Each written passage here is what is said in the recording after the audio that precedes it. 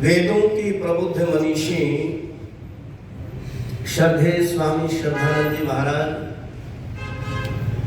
अन्य हमारे बीच में आए हुए सभी सन्यासीगण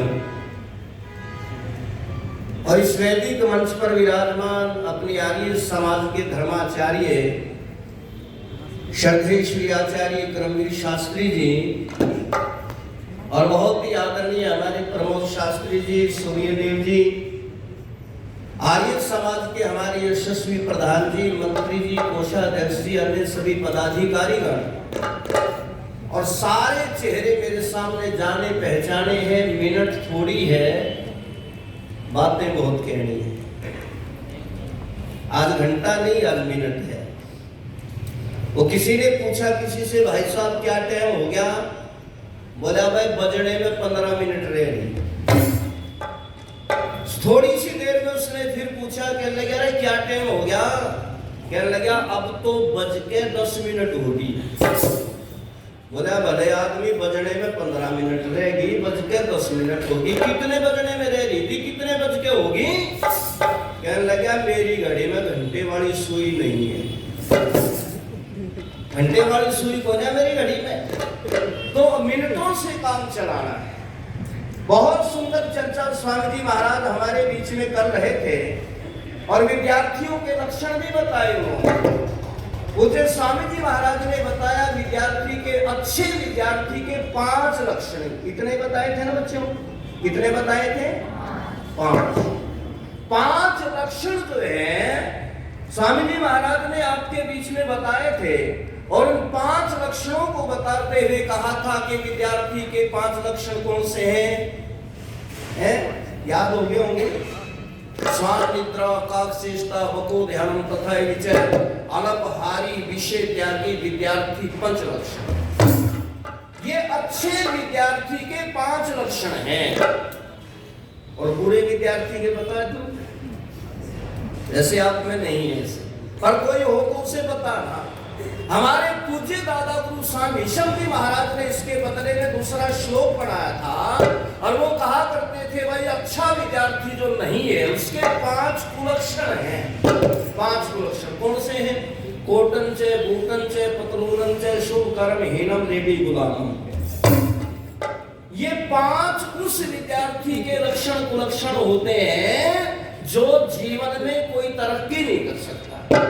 लेकिन अच्छा विद्यार्थी वो होता है जो अपने से बड़ों का अभिवादन करता है, बराबर वालों का भी सम्मान करता है, माता पिता की भी इज्जत करता है, राष्ट्र से भी प्रेम करता है, धर्म से भी प्रेम करता है और सबसे मेन बात है वो ईश्वर की भक्ति करता है। ईश्वर की भक्ति से जो परे है, परमात्मा को याद नहीं करते। अच्छा रोटी खाने के बाद में डकार लेते हो तो परमात्मा का नाम आता है कि नहीं बच्चों? हर अच्छा इंसान उसको लेता है। रोटी खाई और बाहर आवाज निकली, उसे अपने गांव की भाषा में डकार कहते हैं हरियाणा में। और डकार आई तो कौन सा नाम निकलता है? निकलता है ना, सबके अंदर से निकलता है ओम। ये अच्छे लक्षण होते हैं। ये समझो कि उसकी पाचन शक्ति ठीक है, उसकी जो है ना हाजमा ठीक है, जिसके अंदर से भोजन करने के बाद में ओम का नाम निकला। अब जिसका हाजमा खराब हो वो क्या निकालेगा? उसने जब भोजन किया ओम का नाम बढ़ के चला, पर हाजमा खराब वाला तो बाहर जब निकलने लगा तो क्या कहता? भाई मर गया रे, ऐसे कहता ना।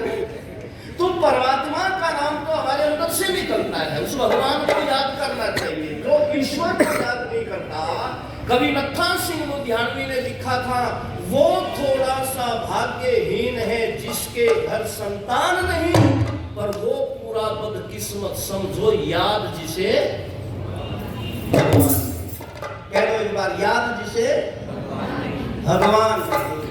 भगवान को याद ही नहीं करते। मारी की एक दादी 70 साल की होकर मर गई, कदे भगवान याद नहीं करा। जब मरने लगी तो 4 बेटे थे, बोले रे माँ का जाने का टाइम आ गया भाई, आज तो मरने से पहले एक बार भगवान का नाम दिलवाओगे। बड़ा भाई कहने लगा मर जाओगी माँ, पर भगवान का ही नाम नहीं देवेगी। बोले चलो प्रयास कर। चारों माँ के पास आए और आके कहने लगे माँ एक बार मरने से पहले यूं कह दे ओम, और बुढ़िया बोल सके थी, इतनी हिम्मत रह रही थी। यो बोले माता जी एक बार यूं कह दे ओम। बुढ़िया ने जीभ हिलाई, हिम्मत करी और लंबा सा श्वास भर के ने बोली, रे बेटा बोलिया नहीं जाता। या इतनी बड़ी लाइन तो बोलती पर वह 2.5 अक्षर नहीं बोले गई। बच्चों ने बात घुमा दी, माँ क्या नहीं बोला जाता भाई, माँ पुलझ हो के यूं है कह दे ओम नहीं बोला जाता। यूं बोली बेटा जो कुछ तुम बुलवाना चाह रहे हो ना ये ही नहीं बोला जाता, बोले मैं नहीं बोलेगी। अब आखिरी हथियार एक है, वो अपनी बहन है ना कमला, उसकी शादी हो, इसके घर वाले का नाम ओम प्रकाश है। आप उसने बुलावेंगे और माँ के सामने खड़ा करके कहेंगे माँ बता कौन, माँ कहेगी ओम प्रकाश।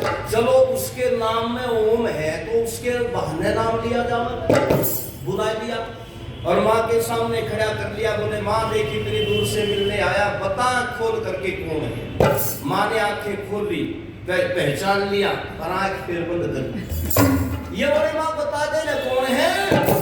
बुढ़िया ने बोली रे दिमाग ना खराब करो, यू कमला के घर वाला है।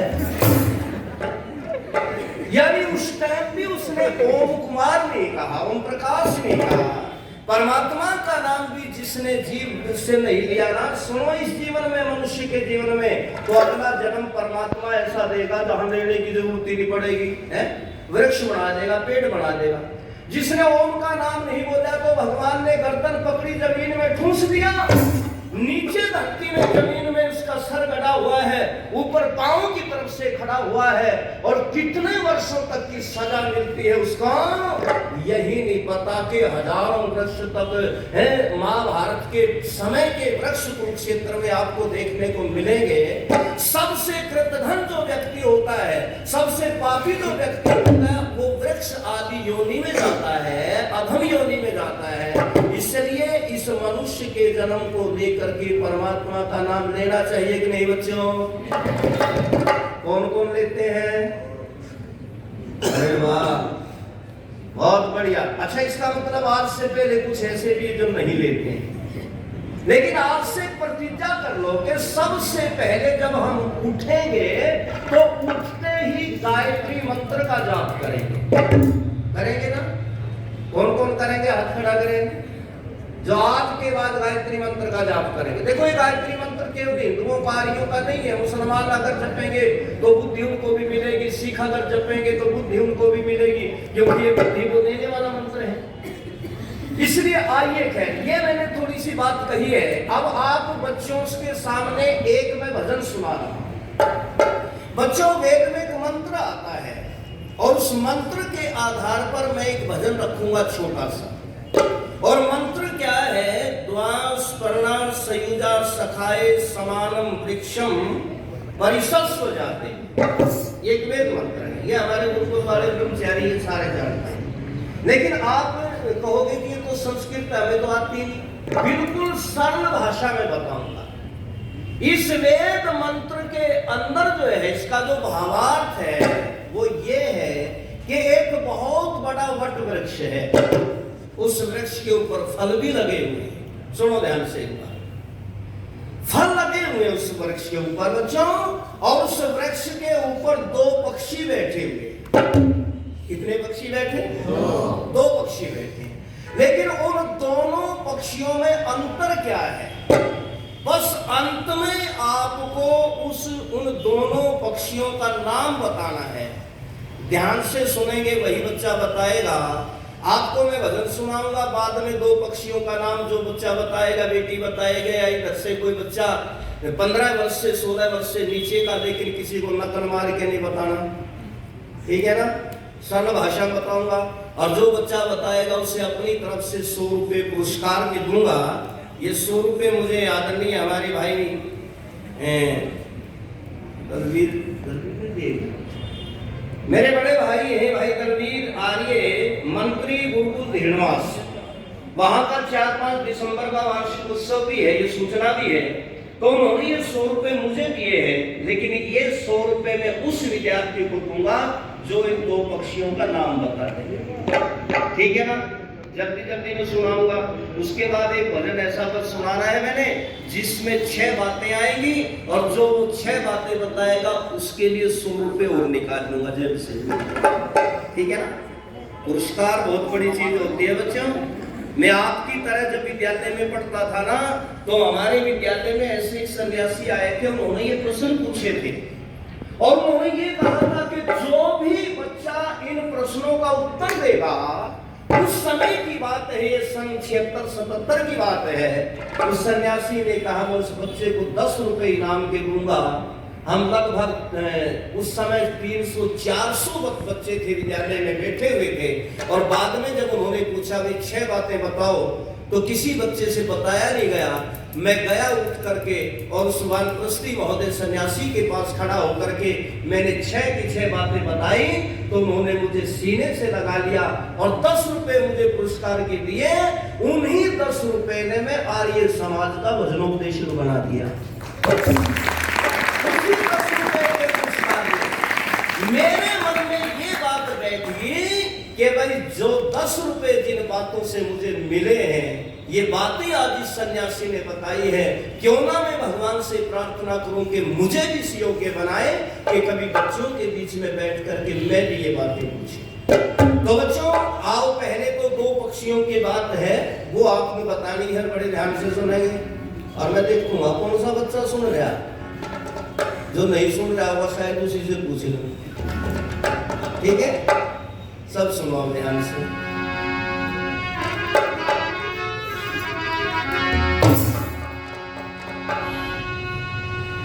एक वृक्ष पर 2 पक्षी बैठे, पर बोले कुछ भी है ना। तर्ज तो सुनी होगी ना, और तर्ज पे मत जाइए, मेरे शब्दों पे जाइए। एक वृक्ष पर 2 पक्षी बैठे, बोले कुछ भी है ना, है ना। एक खा रहा है फल उसके, दूसरे को कुछ खाना, बोलो चाहना, बोलो चाहना। एक वृक्ष पर 2 बैठे, बोले कुछ भी है ना, एक खा रहा है उसके,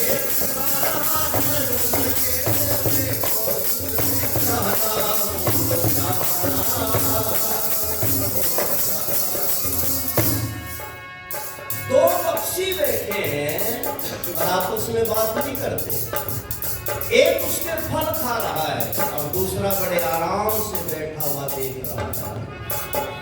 कैसे हैं? खाने वाला बिन फल खाए जीवन ना जी पाए, खाने वाला बिन फल खाए जीवन ना जी पाए, पर दूजा कभी न खाता न उसको भूख सताए, पर दूजा कभी न खाता न उसको भूख सताए। बड़े प्यार से देख रहा, नजरें उस पर टेक रहा, बड़े प्यार से देख रहा, नजरें उस पर टेक रहा। एक नहीं तो 4 नहीं लाखों है उसके मैदान, बोलो है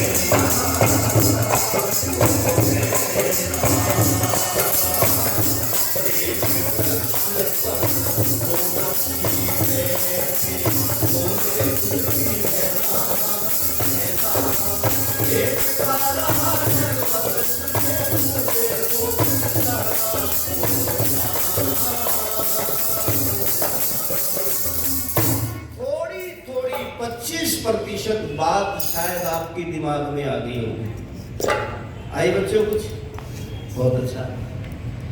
एक पक्षी तो ऐसा है उसके ऊपर बैठा हुआ जो उसके फल खाए बगैर जीवित नहीं रह सकता। मर जाएगा। लेकिन दूसरा जो पक्षी बैठा है बराबर में, उसकी इच्छा नहीं होती मैं फल खाऊं, उसको भूख ही नहीं लगती, और उसको देख रहा है अपने मित्र को, उसको फल खाते हुए को देख रहा है, और खाते हुए को देख करके जलन नहीं हो रही है, बड़ा प्रसन्न हो रहा है वो दूसरा पक्षी।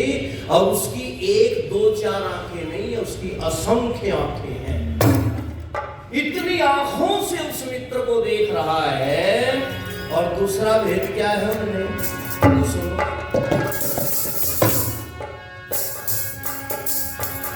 एक है भुक्ता एक भोगता, दोनों में अंतर भारी। एक है भुक्ता एक भोगता, दोनों में अंतर भारी। एक न कभी गर्भ में आता, पर दूजा है संसारी। एक न कभी गर्भ में आता, और दूजा है संसारी। और क्या फर्क है? एक को मिलता सुख दुख है, दूजा देखे है। एक को मिलता सुख दुख है, दूजा देखे दुख है। और एक और ध्यान रखता है, खा करके बीमार पड़े संकेत करे बिन प्रेरणा।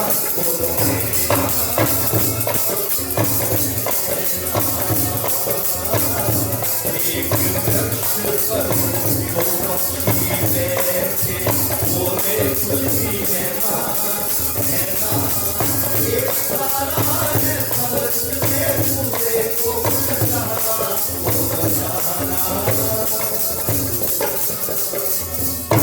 प्यारे विद्यार्थियों, बहनों, भाइयों, माताओं, सज्जनों, भागवत की कथा में 20 दिन सुन लो, आपको ये बातें नहीं मिलेंगी। वहां पर क्या कहेंगे? कृष्ण चोर था, महिलाओं के वस्त्र उठा करके पेड़ पे चढ़ जाता था। कब? जब वो तालाब में स्नान करती थी। वहां पर केवल आपको अपने महापुरुषों का अपमान करने वाली बातें मिलेंगी, लेकिन ये दर्शनों की बातें, शास्त्रों की बातें, वेदों की बातें केवल और केवल आपको आर्य समाज के मंच से मिलेगी, दुनिया में और कोई मंच नहीं है।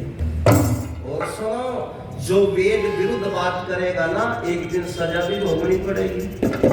अच्छा, भोगनी पड़ेगी रामपाल को, आपके हिसाब जेल में तो पड़ा है ना, भोगनी पड़ी ना राम रहीम को, भोगनी पड़ी ना आशाराम बापू को।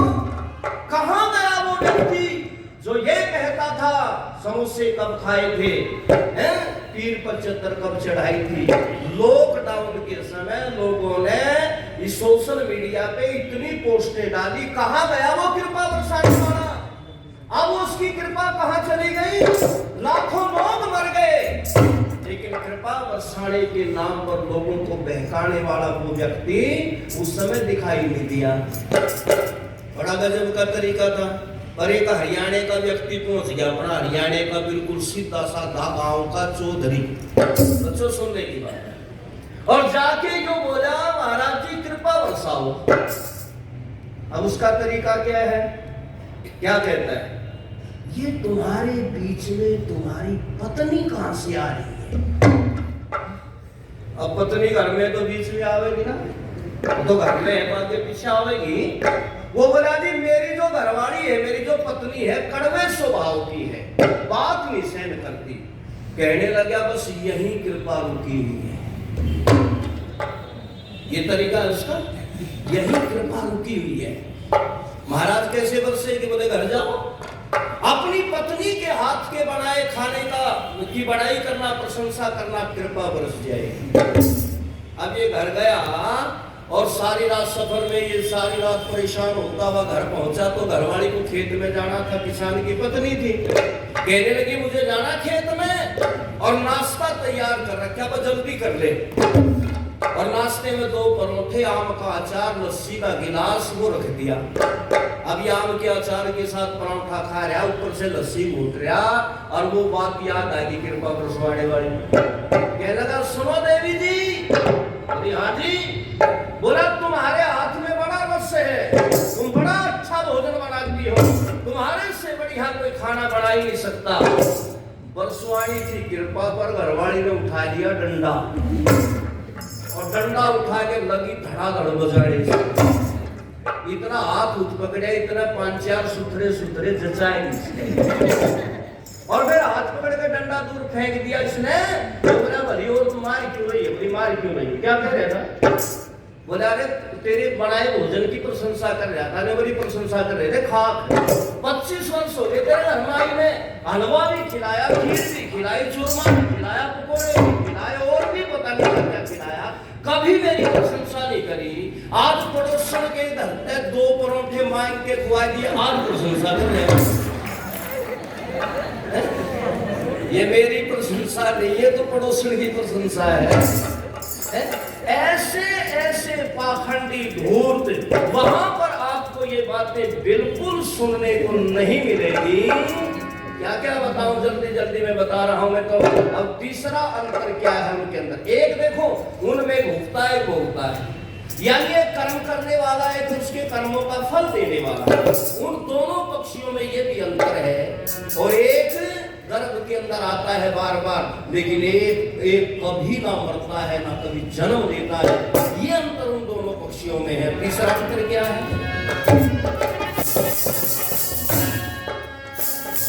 एक तो उसके फल खाकर आराम करे सो जाता, एक तो उसके फल खाकर आराम करे सो जाता, तू जान दिन खाए पिए सदा जागता रहता, तू जान दिन खाए पिए सदा जागता रहता, बिन पैरों के चलता है। तुलसीदास जी ने लिखा है, बिन पैरों के चलता है, बिन कानों के सुनता है, बिन पैरों के चलता है, बिन कानों के सुनता है, कर बिन कर्म करत है निरंतर, वो तो दिन और रहना।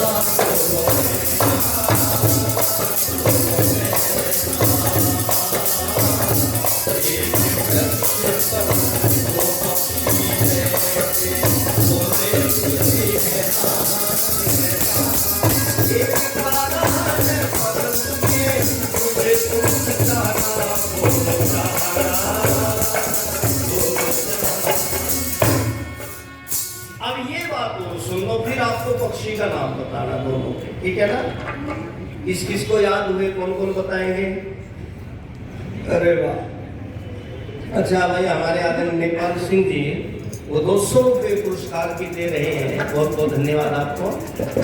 चलिए, अब यहाँ एक भेद और बताया बच्चों, दोनों पक्षियों में क्या फर्क है? एक तो उस पेड़ के वृक्ष के फल खाकर के सो जाता है और नींद पूरी होने के बाद में जग जाता है, कर्म भी करता है? लेकिन दूसरा पक्षी जो बैठा है वो ना फल खाता है और ना कभी सोता है, हमेशा जागता ही रहता है। अब अंतिम बात सुन लो गीत की, बस वह तो पक्षी कौन है उनके, कर नाम कोई समझाए, वह तो पक्षी कौन है उनके, नाम कोई समझाए, वेद शास्त्र और बताएगा, वेद शास्त्र उपनिषदों को पढ़ ज्ञानी मनुष्य बताए, पुराण पुराणों में उलझन, वो नहीं बता सकते जो इन ग्रंथों में, किन में? पुराण पुराणों में उलझन, नहीं जान पाते वह जन। पुराण पुराणों में उलझन, नहीं जान पाते वह जन। और यदि सबको जानना है तो सुनो, कहाँ जानकारी मिलेगी? राम निवास सत्यारथ पढ़ दयानंद का कहना।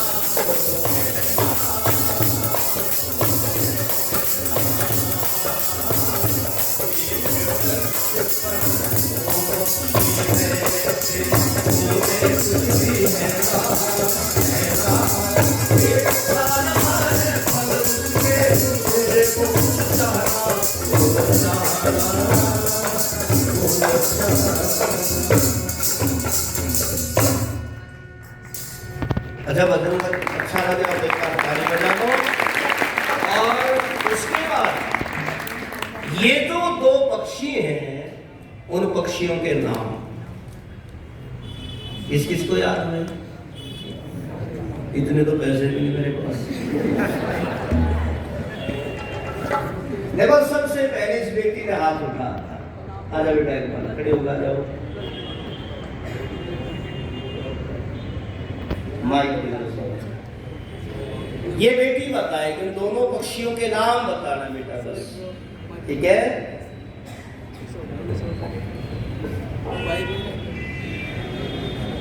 जल्दी बताओ। कौवा मैना। अच्छा चलो, कोई बात नहीं, कोई नहीं। पूरी असल में वो कुत्ता मैना वाला भजन था ना, वो दिमाग में रह गया है। एक डाल पर तोता बैल को, एक डाल पर मैना, वो याद रह गया। आ जाओ बेटा, आप बताओ, जल्दी आओ, उड़ के आओ, बहुत जल्दी। जो पक्षी खा रहा था वो मनुष्य था, और जो पक्षी देख रहा था बैठ के ऊपर माथा। अरे वाह, तालियां बजाइए।